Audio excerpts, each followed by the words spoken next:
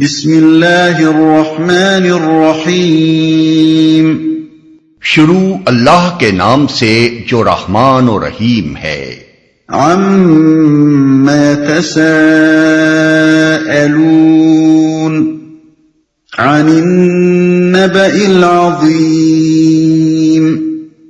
الذی هم فیہ مختلفون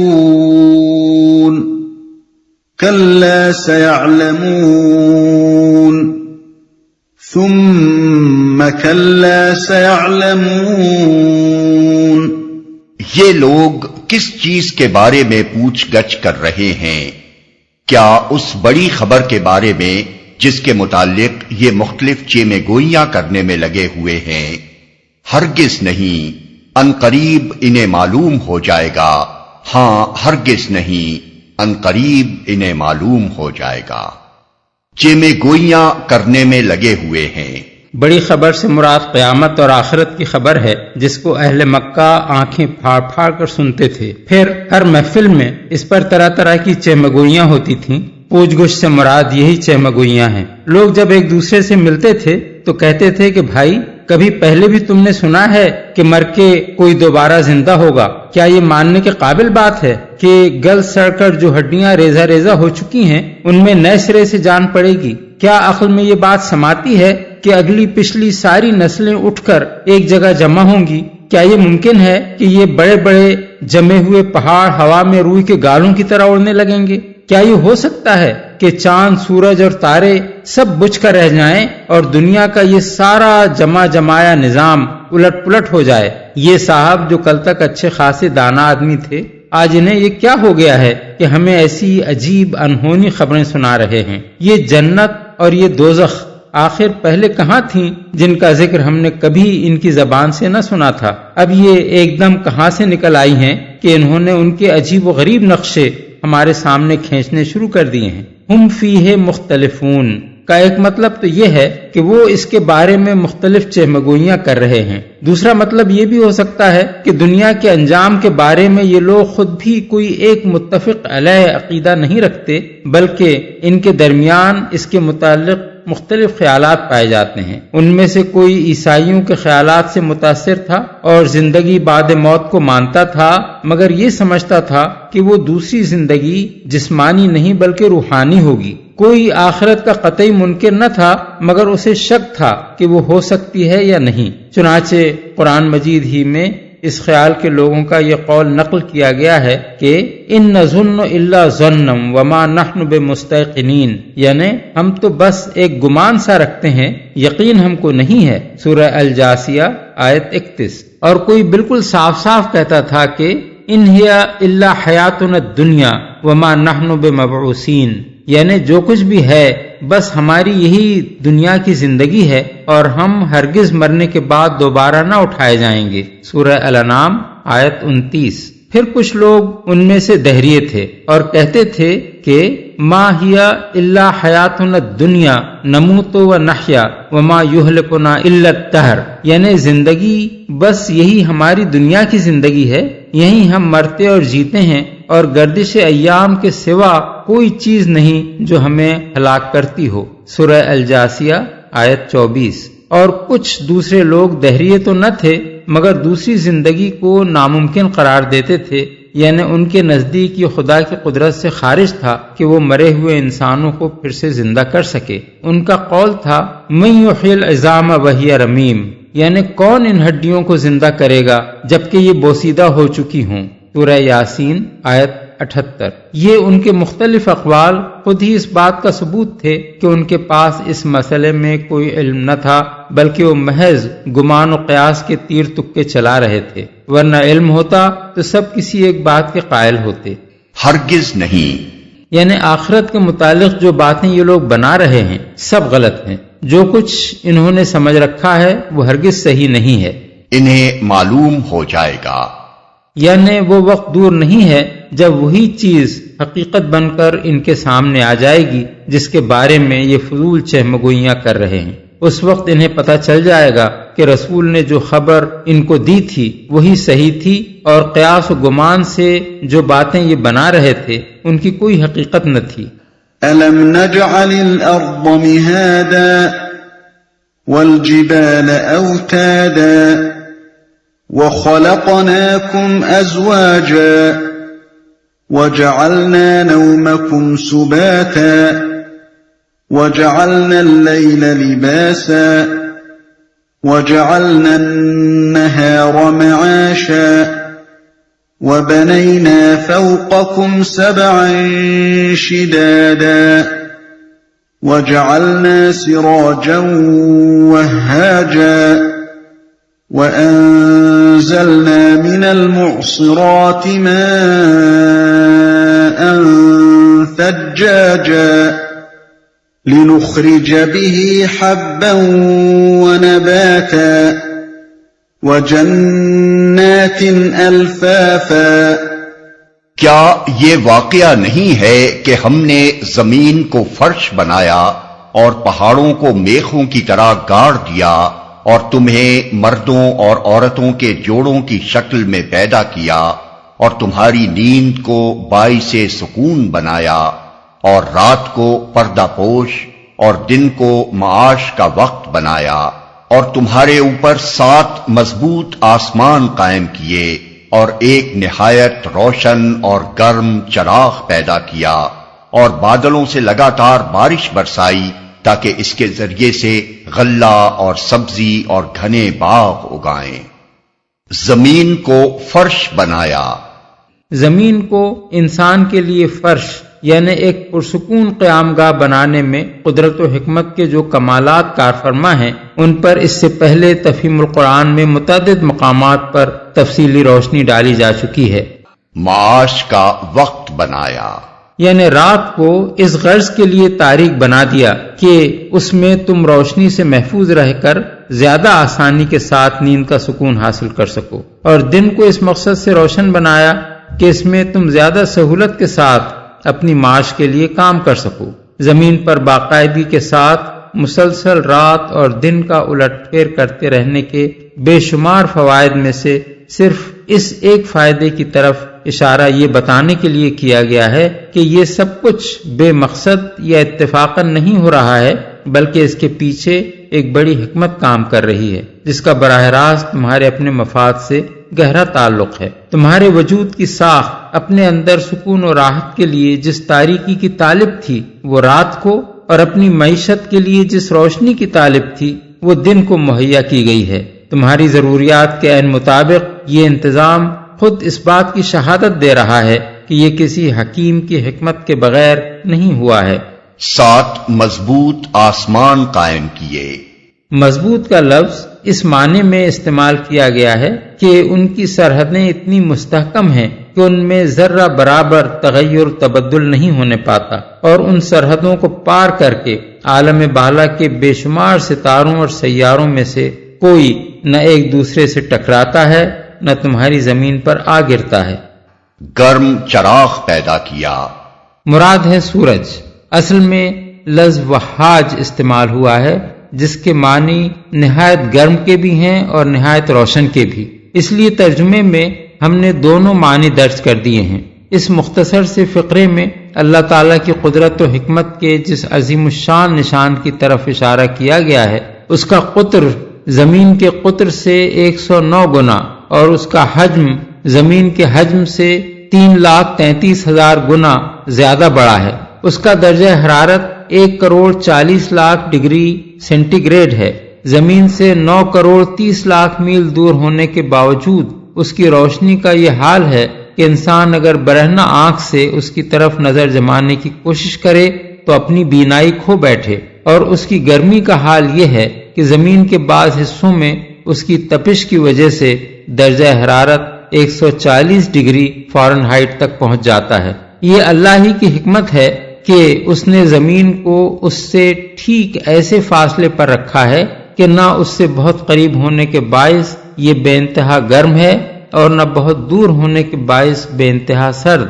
اسی وجہ سے یہاں انسان، حیوان اور نباتات کی زندگی ممکن ہوئی ہے۔ اسی سے قوت کے بے حساب خزانے نکل کر زمین پر پہنچ رہے ہیں جو ہمارے لیے سبب حیات بنے ہوئے ہیں۔ اسی سے ہماری فصلیں پک رہی ہیں اور ہر مخلوق کو غذا بہم پہنچ رہی ہے۔ اسی کی حرارت سمندروں کے پانی کو گرم کر کے وہ بھاپیں اٹھاتی ہے جو ہواؤں کے ذریعے سے زمین کے مختلف حصوں پر پھیلتی اور بارش کی شکل میں برستی ہیں۔ اس سورج میں اللہ نے ایسی زبردست بھٹی سلگا رکھی ہے جو اربوں سال سے روشنی، حرارت اور مختلف اقسام کی شعاعیں سارے نظام شمسی میں پھینکے چلی جا رہی ہے۔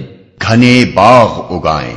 ان آیات میں پے در پے بہت سے آثار و شواہد کو پیش کر کے قیامت اور آخرت کے منکرین کو یہ بتایا گیا ہے کہ اگر تم آنکھیں کھول کر زمین اور پہاڑوں اور خود اپنی پیدائش اور اپنی نیند اور بیداری اور روز و شب کے اس انتظام کو دیکھو، کائنات کے بندھے ہوئے نظام اور آسمان کے چمکتے ہوئے سورج کو دیکھو، بادلوں سے برسنے والی بارش اور اس سے پیدا ہونے والی نباتات کو دیکھو، تو تمہیں دو باتیں ان میں نمایاں نظر آئیں گی۔ ایک یہ کہ یہ سب کچھ ایک زبردست قدرت کے بغیر نہ وجود میں آ سکتا ہے نہ اس باقاعدگی کے ساتھ جاری رہ سکتا ہے۔ دوسرے یہ کہ ان میں سے ہر چیز کے اندر ایک عظیم حکمت کام کر رہی ہے اور کوئی کام بھی بے مقصد نہیں ہو رہا ہے۔ اب یہ بات صرف ایک نادان ہی کہہ سکتا ہے کہ جو قدرت ان ساری چیزوں کو وجود میں لانے پر قادر ہے وہ انہیں فنا کر دینے اور دوبارہ کسی اور صورت میں پیدا کر دینے پر قادر نہیں ہے۔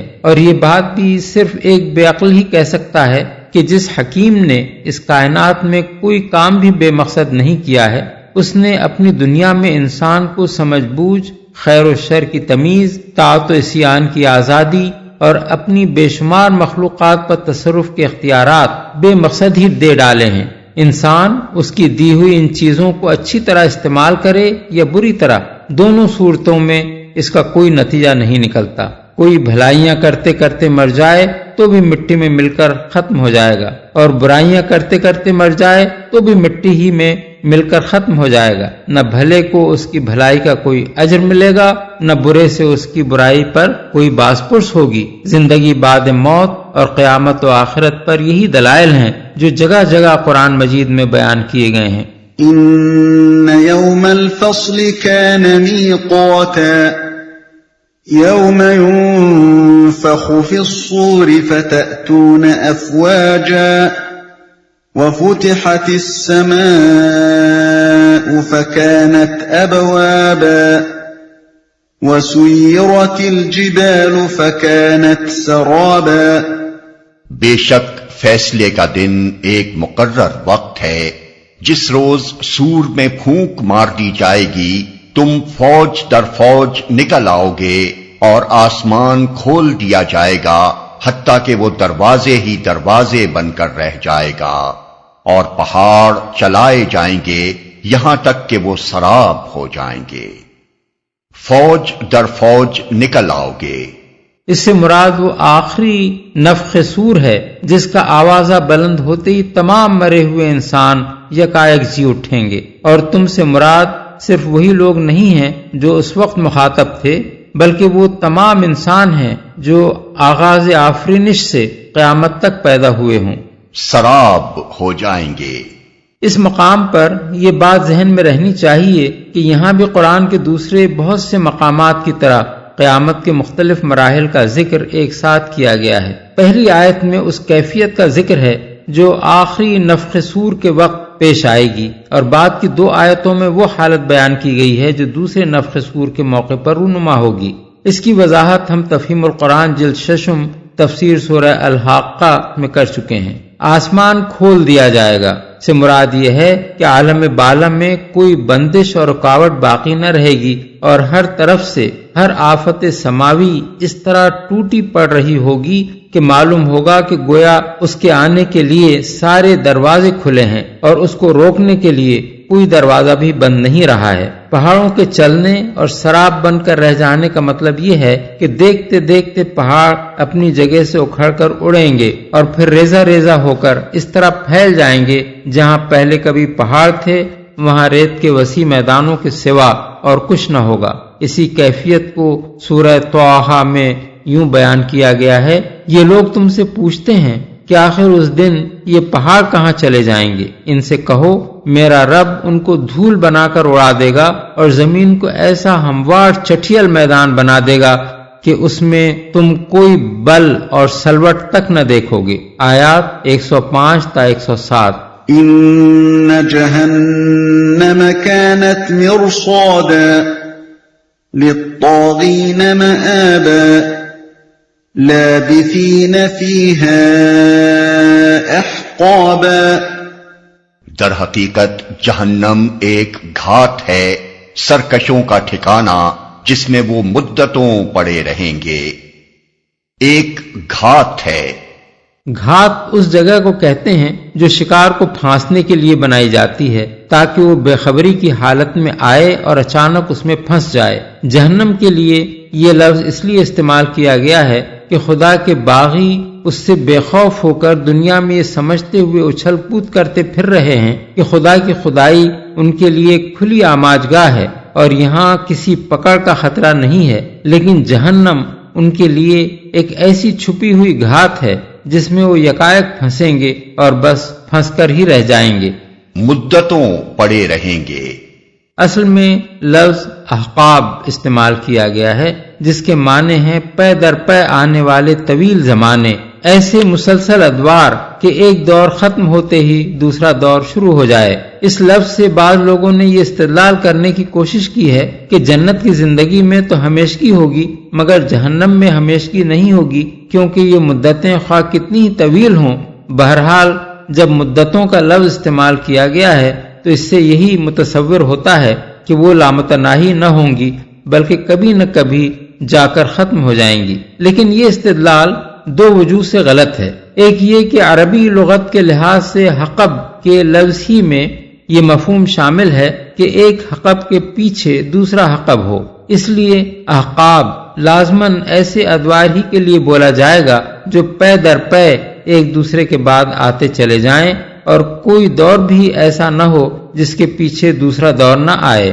دوسرے یہ کہ کسی موضوع کے متعلق قرآن مجید کی کسی آیت سے کوئی ایسا مفہوم لینا اصولاً غلط ہے جو اسی موضوع کے بارے میں قرآن کے دوسرے بیانات سے متصادم ہوتا ہو۔ قرآن میں 34 مقامات پر اہل جہنم کے لیے خلود یعنی ہمیشگی کا لفظ استعمال کیا گیا ہے۔ 3 جگہ صرف لفظ خلود ہی پر اکتفا نہیں کیا گیا ہے بلکہ اس پر ابداً یعنی ہمیشہ ہمیشہ کا بھی اضافہ کر دیا گیا ہے، اور ایک جگہ صاف صاف ارشاد ہوا ہے کہ وہ چاہیں گے کہ جہنم سے نکل جائیں مگر وہ اس سے ہرگز نکلنے والے نہیں ہیں اور ان کے لیے قائم رہنے والا عذاب ہے۔ سورہ المائدہ آیت 37۔ ایک دوسری جگہ فرمایا گیا ہے کہ اسی حالت میں وہ ہمیشہ رہیں گے جب تک کہ زمین و آسمان قائم ہیں، الا یہ کہ تیرا رب کچھ اور چاہے۔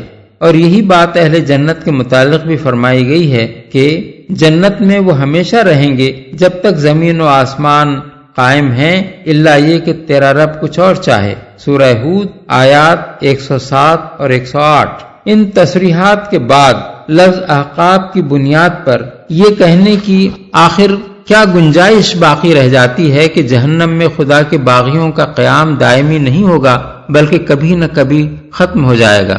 لا يذوقون فيها بردا ولا شرابا إلا حميما وغساقا جزاء وفاقا۔ اس کے اندر کسی ٹھنڈک اور پینے کے قابل کسی چیز کا مزہ وہ نہ چکھیں گے، کچھ ملے گا تو بس گرم پانی اور زخموں کا دھون، ان کے کرتوتوں کا بھرپور بدلہ۔ زخموں کا دھون اصل میں لفظ غساق استعمال ہوا ہے جس کا اطلاق پیپ، لہو، کچ لہو اور آنکھوں اور کھالوں سے بہنے والی ان تمام رطوبتوں پر ہوتا ہے جو شدید تعذیب کی وجہ سے بہہ نکلتی ہوں۔ اس کے علاوہ یہ لفظ ایسی چیز کے لیے بھی بولا جاتا ہے جس میں سخت تعفن اور سڑاند ہو۔ إنهم كانوا لا يرجون حسابا وكذبوا بآياتنا كذابا وكل شيء أحصيناه كتابا فذوقوا فلن نزيدكم إلا عذابا. وہ کسی حساب کی توقع نہ رکھتے تھے اور ہماری آیات کو انہوں نے بالکل جھٹلا دیا تھا، اور حال یہ تھا کہ ہم نے ہر چیز گن گن کر لکھ رکھی تھی. اب چکھو مزہ، ہم تمہارے لیے عذاب کے سوا کسی چیز میں ہرگز اضافہ نہ کریں گے. بالکل جھٹلا دیا تھا. یہ ہے وہ سبب جس کی بنا پر وہ جہنم کے اس خوفناک عذاب کے مستحق ہوں گے. ایک یہ کہ دنیا میں وہ یہ سمجھتے ہوئے زندگی بسر کرتے رہے کہ کبھی وہ وقت نہیں آنا ہے جب انہیں خدا کے سامنے حاضر ہو کر اپنے اعمال کا حساب دینا ہو. دوسرے یہ کہ اللہ تعالیٰ نے اپنے انبیاء کے ذریعے سے ان کی ہدایت کے لیے جو آیات بھیجی تھیں انہیں ماننے سے انہوں نے قطعی انکار کر دیا اور ان کو جھوٹ قرار دیا. لکھ رکھی تھی یعنی ان کے اقوال و افعال، ان کی حرکات و سکنات، حتیٰ کہ ان کی نیتوں اور خیالات اور مقاصد تک کا مکمل ریکارڈ ہم تیار کرتے جا رہے تھے، جس سے کوئی چیز چھوٹی ہوئی نہ تھی. اور وہ بے وقوف اس سے بے خبر اپنی جگہ یہ سمجھے بیٹھے تھے کہ وہ کسی اندھیر نگری میں جی رہے ہیں جہاں وہ اپنی مرضی اور خواہش سے جو کچھ چاہیں کرتے رہیں، اس کی کوئی باز پرس کرنے والا کوئی نہیں ہے. إن للمتقين مفازا حدائق وأعنابا وكواعب أترابا وكأسا دهاقا لا يسمعون فيها لغوا ولا كذابا جزاء من ربك عطاء حسابا رب السماوات والأرض وما بينهما الرحمن لا يملكون منه خطابا. یقیناً متقیوں کے لیے کامرانی کا ایک مقام ہے. باغ اور انگور اور نوخیز ہمسن لڑکیاں اور چھلکتے ہوئے جام، وہاں کوئی لغو اور جھوٹی بات وہ نہ سنیں گے. جزا اور کافی انعام تمہارے رب کی طرف سے، اس نہایت مہربان خدا کی طرف سے جو زمین اور آسمانوں کا اور ان کے درمیان کی ہر چیز کا مالک ہے، جس کے سامنے کسی کو بولنے کا یارہ نہیں. متقیوں کے لیے یہاں متقیوں کا لفظ ان لوگوں کے مقابلے میں استعمال کیا گیا ہے جو کسی حساب کی توقع نہ رکھتے تھے اور جنہوں نے اللہ کی آیات کو جھٹلا دیا تھا. اس لیے لامحالہ اس لفظ سے مراد وہ لوگ ہیں جنہوں نے اللہ کی آیات کو مانا اور دنیا میں یہ سمجھتے ہوئے زندگی بسر کی کہ انہیں اپنے اعمال کا حساب دینا ہے. ہمسن لڑکیاں، اس کا یہ مطلب بھی ہو سکتا ہے کہ وہ آپس میں ہمسن ہوں گی، اور یہ بھی کہ وہ ان لوگوں کی ہمسن ہوں گی جن کی زوجیت میں وہ دی جائیں گی. سورہ صاف آیت 52 اور سورہ واقعہ آیت 37 میں بھی یہ مضمون گزر چکا ہے. جھوٹی بات وہ نہ سنیں گے. قرآن مجید میں متعدد مقامات پر اس بات کو جنت کی بڑی نعمتوں میں شمار کیا گیا ہے کہ آدمی کے کان وہاں بےہودہ اور جھوٹی اور گندی باتیں سننے سے محفوظ رہیں گے. وہاں کوئی یاوہ گوئی اور فضول گپ بازی نہ ہوگی، کوئی کسی سے نہ جھوٹ بولے گا نہ کسی کو جھٹلائے گا. دنیا میں گالم گلوچ، بہتان، افطراء، تہمت اور الزام تراشیوں کا جو طوفان برپا ہے اس کا کوئی نام و نشان وہاں نہ ہوگا. انعام جزا کے بعد کافی انعام دینے کا ذکر یہ معنی رکھتا ہے کہ ان کو صرف وہی جزا نہیں دی جائے گی جس کے وہ اپنے نیک اعمال کی بنا پر مستحق ہوں گے، بلکہ اس پر مزید انعام اور کافی انعام بھی انہیں دیا جائے گا. اس کے برعکس اہل جہنم کے بارے میں صرف اتنا فرمایا گیا ہے کہ انہیں ان کے کرتوتوں کا بھرپور بدلہ دے دیا جائے گا، یعنی نہ ان کے جرائم سے کم سزا دی جائے گی نہ اس سے زیادہ. یہ بات قرآن مجید میں بہت سے مقامات پر وضاحت کے ساتھ بیان کی گئی ہے. مثلا سورہ یونس آیات 26 اور 27، سورہ النمل آیات 89-90، سورہ القصص آیت 84، سورہ سبا آیات 33-38، سورہ المؤمن آیت 40. کسی کو بولنے کا یارہ نہیں، یعنی میدان حشر میں دربار الہی کے رعب کا یہ عالم ہوگا کہ کہ اہل زمین ہو یا اہل آسمان، کسی کی بھی یہ مجال نہ ہوگی کہ از خود اللہ تعالیٰ کے حضور زبان کھول سکے یا عدالت کے کام میں مداخلت کر سکے۔ يوم يقوم الروح والملائكة